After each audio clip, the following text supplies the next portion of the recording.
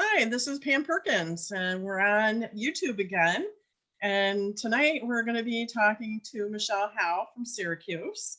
So, just in case you haven't heard me talk about the magazine before, it's called ROC Metaphysical. It's an online magazine that has articles posted the first of each month. And Michelle has been one of our contributing writers. We do have writers that provide their articles from all over the world, which I think is so interesting. And everybody gives the articles for free because I think they have such a connection to the information and they want to help people and put that information out there so that, they can grow in their spiritualness or, open them up to something new, a new thought. So that's kind of the point of the magazine. That's our little tagline, is to enlighten and inform. So tonight, like I said, I've got Michelle online with us, and I'm in Rochester. That's kind of the background of the magazine. And Michelle hails from Syracuse, New York. So yay, Central New York. So Michelle, why don't you tell us a little bit about yourself? Why, thank you. I will. Hi, Pam. A little bit about me. I have known Pam for what, 3 years? Couple years? Couple 2 years? Yeah, a couple years. And she approached me about her magazine, and I'm like, this is awesome.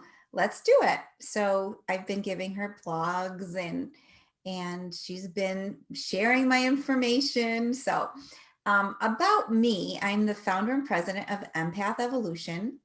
I stepped forward to create this organization because I really feel like people need to be not just reminded, they need to become experts at understanding feelings and emotions and how they're impacted by the energies around them.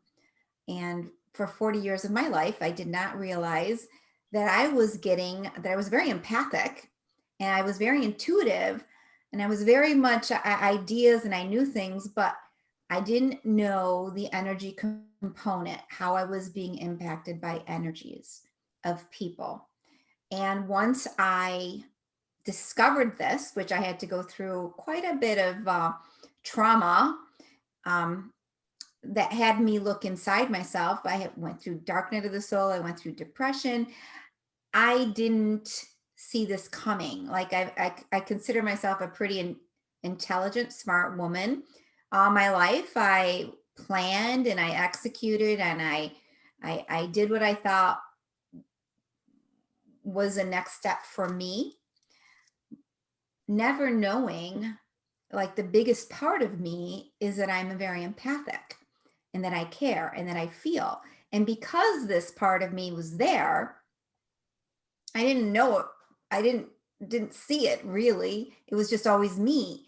I made different provisions in my life in order to protect myself in some ways from too much negativity, too much activity, too many emotions. Like, I didn't realize that this is what I was doing all along.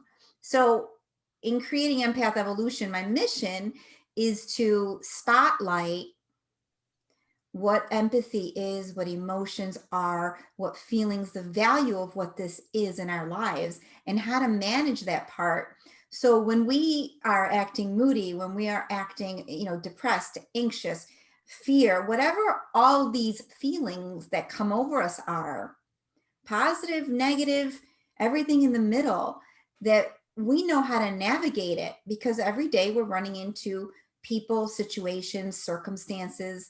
And if we start taking a little bit of a closer look at ourselves, we could discover, like, this, just a total wealth of information that will ease the way we flow through life. So every single one of us, I don't know that we don't all want to feel comfortable in our bodies. We want to have these healthy, beautiful relationships. We want to, smoothly go through life, not this is holding me down, that's holding me down, that happened to me over there. So going on the basis that this is what a typical person would want, that's why I created Empath Evolution. And what we do is we do healing circles every month. We have like I'm hugely into healing, energy healing, raising vibrations, developing your intuition, trusting yourself, loving yourself. Those are huge, huge, huge things for empaths. So we do 2 healing sessions a month to clear negativity, stuck emotions, anything that has impacted you in some way. And then we do a training program that goes deeper for those who really want to fine tune their relationship and understand what these, psychic in a lot of ways, psychic and intuitive gifts are about. And they transform their lives. I call it like the journey to self. This is the journey to you. All your life, you've been looking out at the world and just navigating based on what you see and what other people think. I want you to become very, very, very connected to you, your heart, your energy, how you feel. All right, so I have a question. Oh, yeah. So, all right, so just to step back for a minute. Yeah. The terminology for empath, from what I know, from what I've read, and friends that I know that are highly empathic, it can, in their instances, like they can't be in crowds. And especially if they're sensing a lot of negativity, like when COVID happened, going to the grocery store was just like, no, not going to happen. They would have to go late at night or, at a different time when it would be less crowded. Or they, I think it's that old cliche, you go to a party and you can sense like, oh, these people are great. And I know that there's just something that is a good match.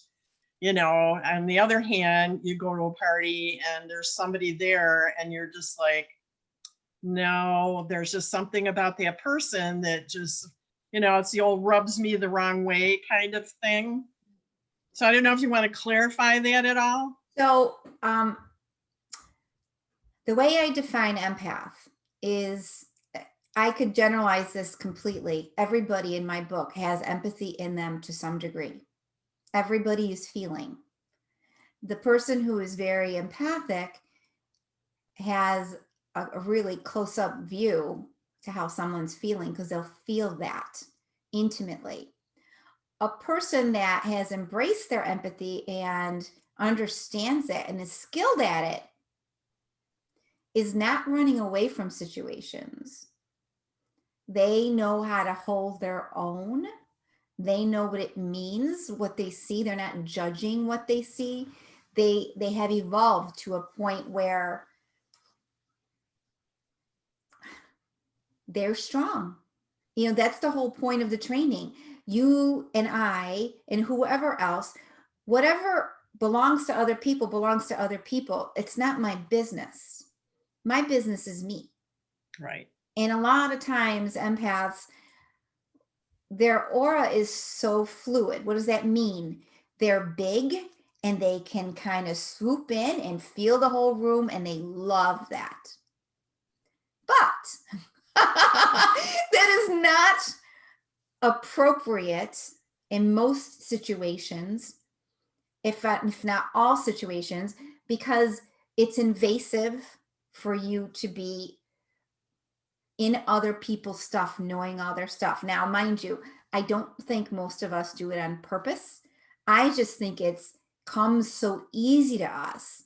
And then we blame what's around us for invading us and for, oh, I'm uncomfortable. No. Once you become skilled, you become strong in who you are. Mm-hmm. It doesn't matter who somebody else is. You may not want to be near them just because you don't enjoy their company, but you allow them to be who they are. Right. Period. Because there's when an empath is highly attuned, skilled, aware, they're not absorbing, they're projecting. There's a totally different approach. And when someone is highly attuned and aware and skilled, they know how to clear themselves. They know why other people do the things that they do. Like they just, there's a huge, there's an empath teacher out there, very, very skilled. She's been doing this for 30 years. She says, I feel that empaths are the next level of human, that we're all moving in that direction because we're sensing and feeling more. And it's an important part of oneness. We are all one, but when you don't know that this is even happening, you're not being loyal to yourself. You're not, you're constantly in other people's stuff, and they're not going to like that, and you're not going to like that. You're not going to benefit from that. And what I see a lot of empaths do too is hide away. Yeah. It's not healthy for them. So that's why, the empath circles, the healing circles that I do, eventually that will become an empath sanctuary, in a sense where they can be around others who understand what this journey is about for them. And it's a safe place, because when an empath is around, a lot of empaths are looking to fit in. They're looking to find their tribe. They feel like they don't belong. They feel like people tell them they're people don't understand them. And it's really not for people to understand them. It's for them to understand themselves. Right. And, as far as somebody else validating you, if they have never related to the world the way you have, they have no idea what the heck you're talking about. All right. So here's another question. So typically, or maybe it's just because women talk about this kind of thing, it's a feeling, it's an emotion. Have you ever run across the male gender who have got empathic feelings where they are also struggling with the same issue? So I guess the question is, in your teachings, how many men have come forward? If you can believe it or not, I have like a specialty with men. I don't really get it, but I get men so easily. And you know what? We all develop coping mechanisms. We hide the things we don't want other people. We protect ourselves, right? Sometimes that means I look like I'm insensitive because I am. And I don't want to feel this, and I don't want anybody to get inside of me to know and perceive me as weak. So I kind of keep it close to the vest, right? What my star student, I always say, you are my star student. He'll probably be watching this. He's just done amazing things. And all his life, he didn't know the word empath. He didn't know he had such a hard life. But he would do all kinds of crazy things to get himself back together, like not realizing that energetically he was invaded in many ways. He was saddled down. He was at one point diagnosed with what's it called, that depression, chronic depression. I think that's the label they put on it. Therapy he went to. He's been through so many different, some really hard things. Working with me, it's just energetically, we're talking energetically. It's not even so much the words. I can feel, as I'm talking to him, different parts of him just kind of settle down, smooth out, release, settle down. And he has connected to spirit. His wife passed away, connected to her. He's working steadily to remove things from his body. Like, he was psychic to begin with, but people would tell him that he'd get readings, but he didn't know what they were talking about. Like, he just had a knowing. But now, with energetically connecting with me, and I'm helping him remember and reconnect and open his heart to what this is. So it makes me laugh. He goes, I used to tell people to suck it up, buttercup. Like, this is like an empath telling another, because that's how hard his life was. Just suck it up. You know what I mean? And now he's like, I totally get it. I totally get it. And he's like embraced it, embodying it. And he goes, and the reason why he started working with me was because I can't get off the couch. I am filled with grief over my wife. I was already having a hard time all my life. I've had a hard time with something or another. But here's a hardworking, dedicated person that you would never, ever, ever in a million years think that he was an empath. It's not like he was hiding. So that's why I say there's empaths everywhere. It's not, if you can keep it up and it's not, it's not debilitating to you, you're certainly never going to cry wolf and say that, life's got the best of me. You kind of improvise. Right. So a lot of empaths absorb without realizing they're absorbing. Right. And I look at like the autoimmune and the fibromyalgia, absolutely there. Those people are absorbing and they don't realize it. People that are numbing, I don't care if you call it food, alcohol, drugs, whatever, they're numbing. They're overwhelmed. They're not truly understanding, like they're finding a remedy. That's their remedy, right? Right. What if there was something more natural, more beautiful about the way that they are, and they understood it with a different terminology instead of self-medicating themselves? What if your body was able to heal and clear and you could get yourself regulated and calm without needing to take anything? What if empathy is your greatest gift? Well, it's just turning it, like a 180. Yes, because it ends up being, if you don't know that it's there, you could be hurting yourself without recognizing it. If you know that it's there, now you're going to do all these things and it's your best pal. And your experiences, and once you get a taste of what a higher vibration feels like, of how good it feels to be in your body, and you will never regret that moment. You will be like, I want that again. Give me that again. Oh, I can do that all by myself again. So, and the beauty about being an empath is that when you truly embrace it and you're not like trying to fix everybody, trying to fix every situation, when you're truly being true to yourself, you shine so bright.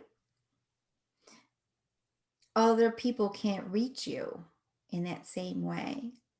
They can't impact you unless you give them permission to impact you.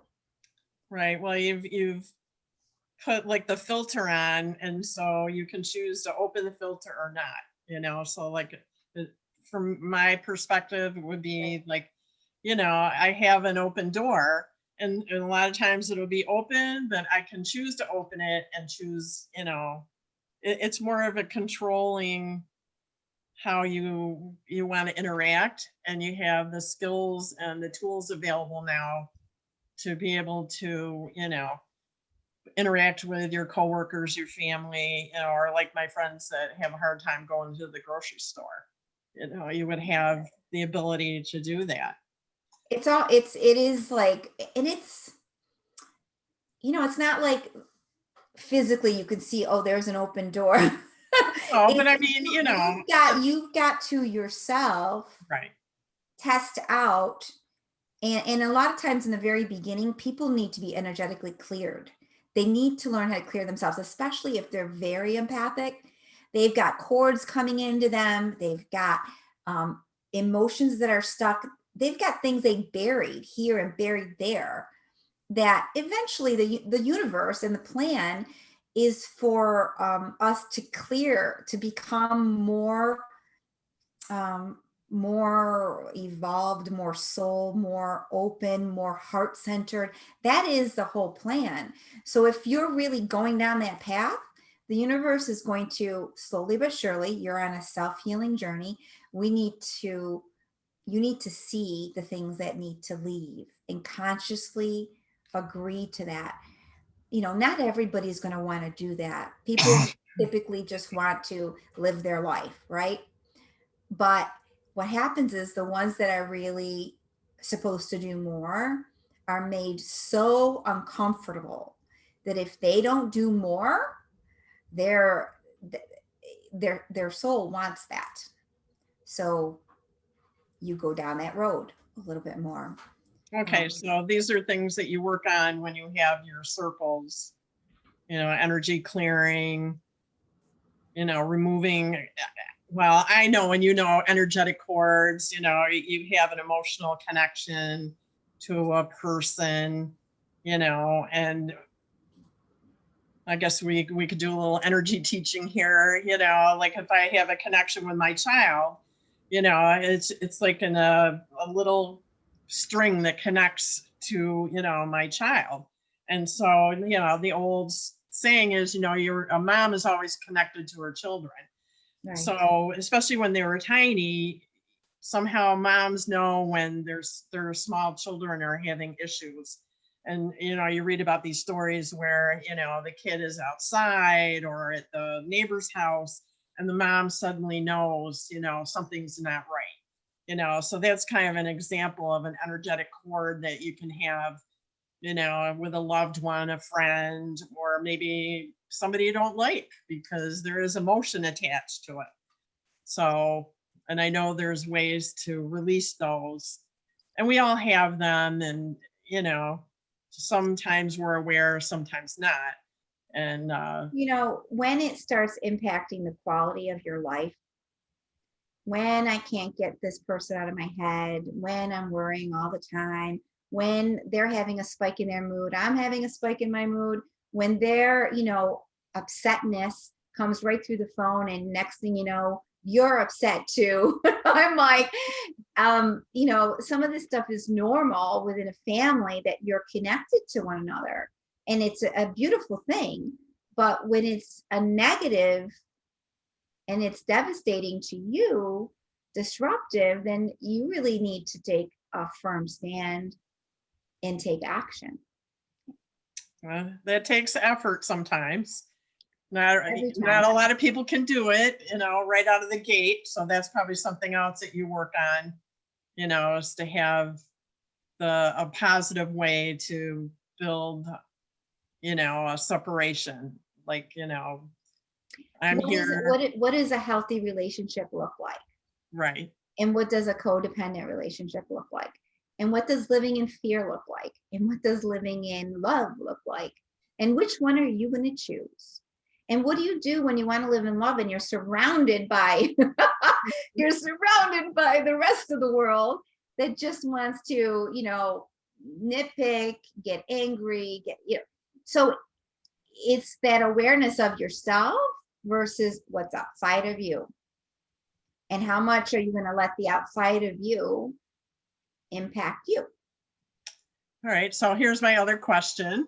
So because you've had all of your life experiences and now you're offering help in classes, and I know you speak and you attend events, are you using all your life experiences as part of the training, or your circles, and when you work with people? You're a lady of a particular age, so you've got a lot of wisdom, and I know you have a husband and family, and family in the Syracuse area, and probably more that I don't even know about. So have you had any specific training yourself to be able to work with people? So it's a good question. I have had a lot of training around healing modalities, the energy body. I don't consider myself a coach or counselor. My training really is, a lot of it has been an intuitive psychic mediumship. And then because I'm so analytical, I was always trying to figure myself out. So I have like a breadth of insight around astrology, numerology, handwriting analysis. I can't even name all the different things that I have learned about, because I've always been that kind of person that had to dive, everything intrigued me. So let me dive in this. Let me see what this is. Let me see what that is. And I'd get to about 60, 70%. Okay, that's enough.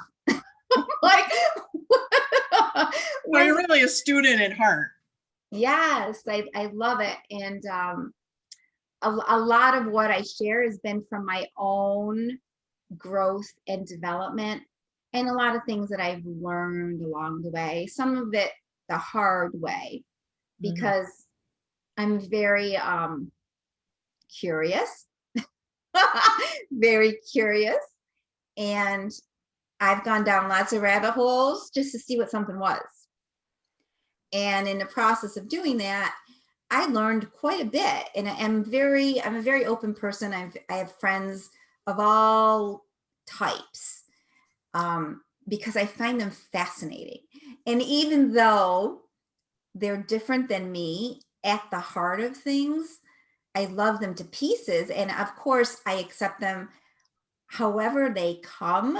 And I'm fascinated because within this jargon of empath, there's all kinds of things going on that are a little outside that box, but I find them fascinating. So when I speak and when I come on and when I train, I normalize things as much as possible, because people need something practical. Right. That's it. They need something practical. And then if something comes that's a little bit different, they're not afraid to say it to me, because I've heard it all. I'm like, I've heard it all. And, I've accepted it all. And in some ways, there's more to come of what's coming with empath evolution. Like, we are evolving as it moves on. And I don't know, I just look at so much out there that needs to be done to help people connect with themselves. Because if they don't love themselves, if they're judging others, you can bet they're judging themselves. And that's not a very great way to live. A lot of disease comes about because we're navigating these waters that are dirty.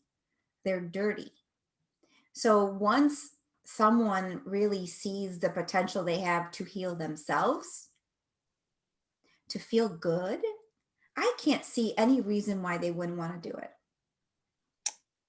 Oh, sounds like a great, what's the word I'm looking for? Gift? A great mantra, Yeah. You should write that down. I will after you record this.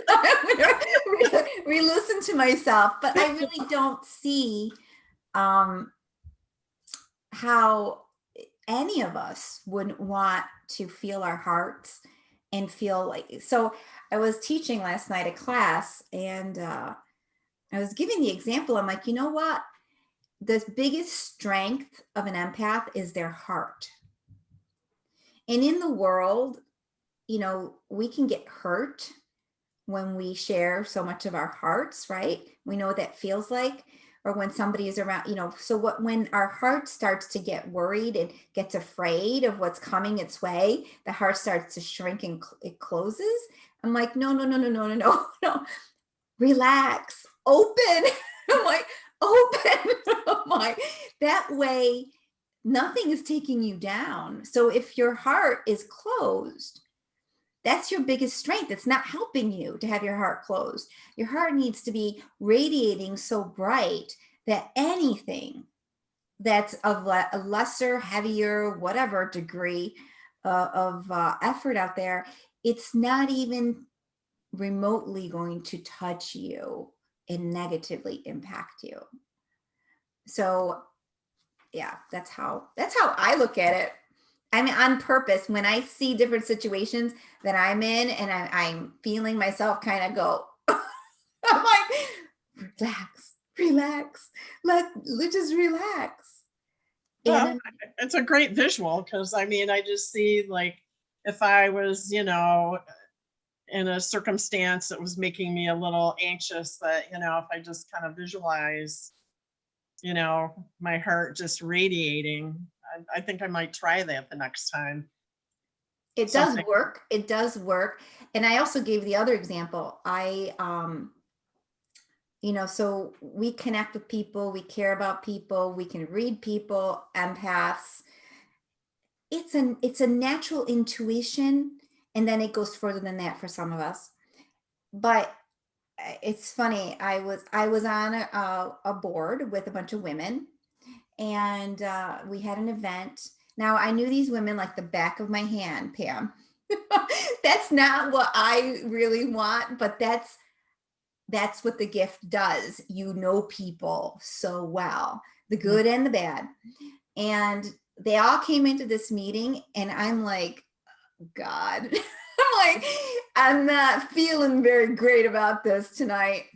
And it just so happened that same night, I had to go see my son. So I had to leave early because my son had an event. So every step I took out the door, I was better, better, better, better. I'm like, oh shit, I can breathe again. I'm like, good, let's go. So we got in the car and I went to this event for my son, at least 150 people there. I was perfectly fine with 150 people, but at a 40, 50 people event, I was not. And that's not like my stellar example of me holding my own, but that's what happens when you get so intimately connected to other people and you care. And then all of a sudden, it's too much. It's too much. So there's got to be a better way for us to navigate and hold our own. Okay, so I am, super techie here. So I'm going to do a share screen. And oh, look, I don't know if you can see it, but here's Michelle's website, empathevolution.com. So people can look this up and they can recognize you by the picture there. So and then I'm going to stop share. And oh, look, magic, we're back. I love technology. Awesome. It's good. Yeah. So did you want to do your little mini talk about fear? Do I want to do a little mini talk about fear? Yes. So what I want to say is that fear is the opposite of love. When you're in fear, you're afraid, there's a risk, there's something going on. Some people, like my husband said, fear is a good motivator. We need fear. Fear is good. I'm like, it's at a point, but when I think of fear, I always think of the negative of it because it could be paralyzing to people. It stops people from speaking. It just makes people really not trust the world, not trust anything. And when you're in fear, you shrink. You shrink as a person. You get angry, you get this, you get that. Like there's all these other reasons, but at the end of the day, you're afraid of something. So if we can, on purpose, take the root out, what is it I'm afraid of? Is it real? Is it perceived? What can I do? What are my choices? Instead of allowing something to grow into something even bigger of a fear, we need to consciously respond, move through things that are hard or things that we're afraid of, always knowing that it's safe. We are safe. So we don't want to ideally live a life with fear, live with fear as my companion. That's not, fear, I can put stress on the same level as fear. You're stressed, you're this, stop. Because if you are an energetic being, which is what I know we are, this is the physical, this is the last part. The rest of it is around us. There's no flow when there's fear. Everything tightens up. All of a sudden, we're paralyzed. We don't know what to do. We're afraid. We get helter-skelter about our lives. Everything feels out of control. We're anxious. Like it's a domino effect going down the whole road. So I like my messages. Let's look at it. Let's get rid of it. Let's banish it, because we can, people seem to sometimes live on fear and others motivated by fear. Everything is like, hello, this is the fear world. Let's talk about all the things that are going to go wrong. Well, why can't we talk about all the things that are going to go right? What is wrong with that angle of it? And when you come at anything, any kind of an organization, any kind of a situation you're trying to fix or address or move forward to, if everybody's on that page of we're here to make it right, we're not here to be right, we're here to make progress forward. And if we're afraid of it, we come together, and you should not let fear get in the way. I know it's easy to say, it's quite different to do when you have all these minds together trying to make a concerted effort and make decisions together. And, who wants to be right, who doesn't want to be right, who feels this, who feels that. If people could leave their logic by the side of the door in the corner, come here, what are we doing? How do we solve this? Okay, you're doing this, I'm doing that. All right. That's how you make a movement forward. And the interesting part is this. We could look at this collectively as, the world and all these problems, but at the end of the day, it's you and me. We have our own decisions to make. When we don't live in fear and we don't allow that in our lives, we're healthier, we're happier. We move along and we create happy and healthy with other things. So you start at the me, and then you look outside and you try to positive impact as much as you can.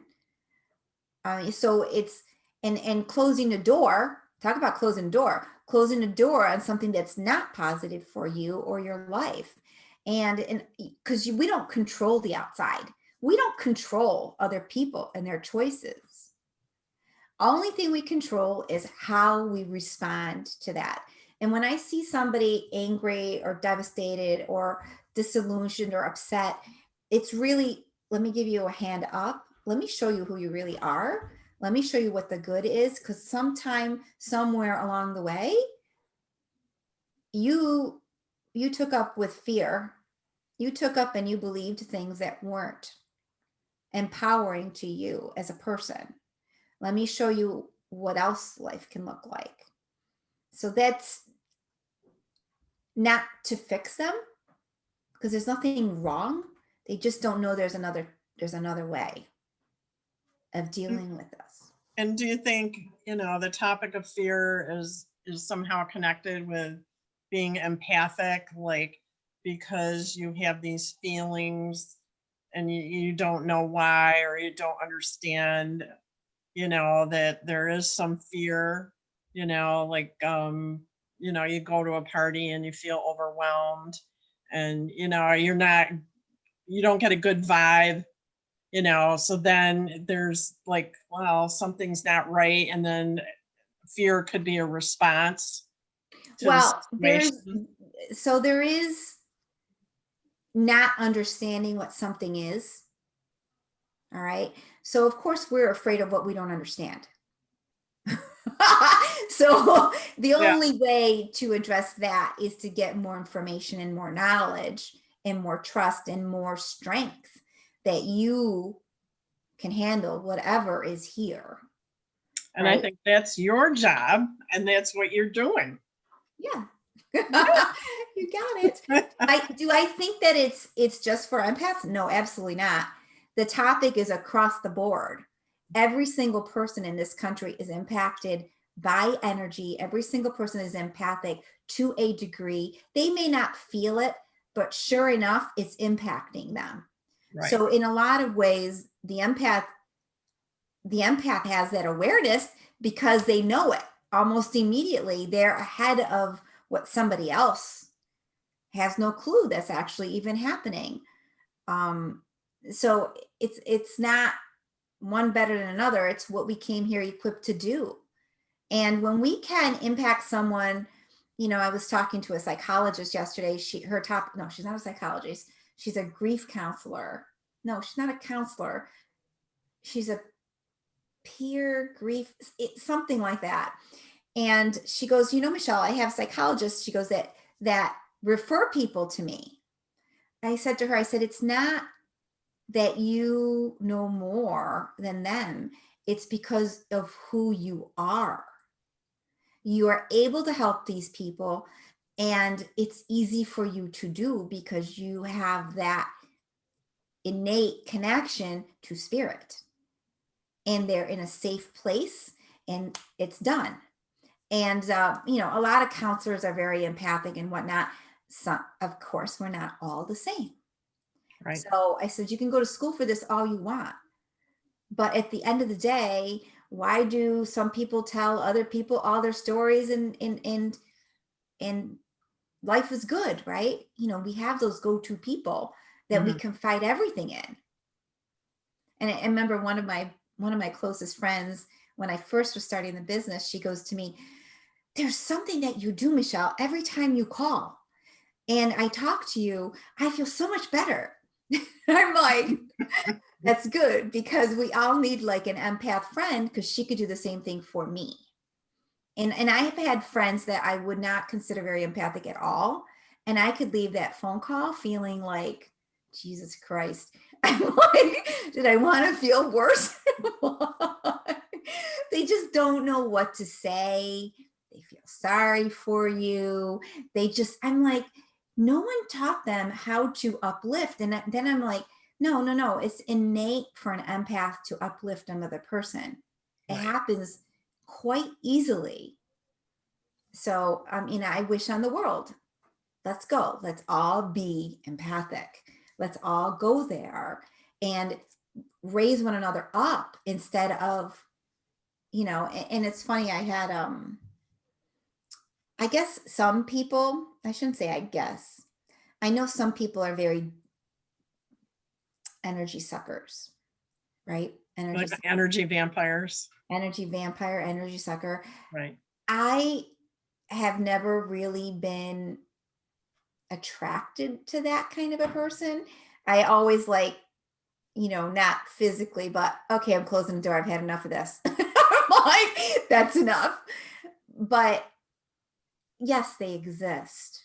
And in a lot of ways, yes, they could be wounded. It's not our job. And it's actually impossible to fix another person. Our job is to hold our own and not look at and not label ourselves as selfish, but take that time, whatever that time is, to focus on ourselves. Because at the end of the day, when we die, because we're all going to die, right? We're all going there. It's like the meeting place. They're going to say, what did you do for yourself? How developed did you get? What did you do in your spiritual life? People are going to be like, oh no, I made $1 million. I had this. Okay, what did you do that was of a spiritual nature in your life? How were you a blessing to the world? What did you do? Who were you in that space? And then you're going to answer that question, because that's more relevant than all the other stuff people seem to think, is a measurement of their success. So. Well, we should flag the tape, because I think this is, very important from my perspective, with all the things that are happening at this time. If everybody did one kind thing, to listen, give a positive response, something, and you never know, one teeny little thing could make a big difference. But if we all did that every day, the example would be, a couple times I've gotten free coffee in the morning when I'm in line. I go up to pay and they're like, oh, the people paid ahead of you, so it's free. I mean, I was like, wow, I finally got to be a receiver of that, because I would read about it in the paper and be like, oh, nobody does that, and it's happened a couple times. And I was like, wow, it really does happen. I mean, people do, it's that random acts of kindness that, It's the wherewithal to know that we create with every thought that we have. We create that vibration or that feeling in our body, and then we send it out. So I know that being human is not an easy thing. And we've learned a lot of our things from our parents and our families and our neighbors and, gripe, gripe, gripe, work, work, work, that kind of thing. But if you look at it as your best opportunity to just enjoy the ride, just enjoy it.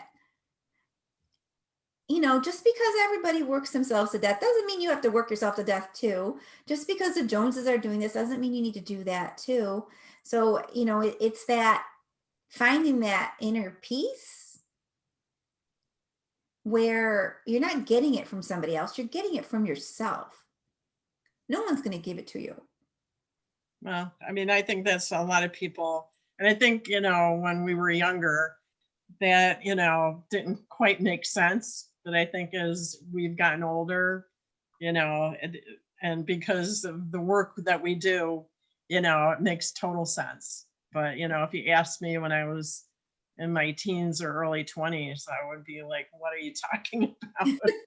So I'm so glad that, we're both where we are, because we're hopefully at a place where, and we are, because here we are, we're trying to share and, give the information out there, when they see the YouTube video. Hopefully there's been some aha moments for some folks when they watch this.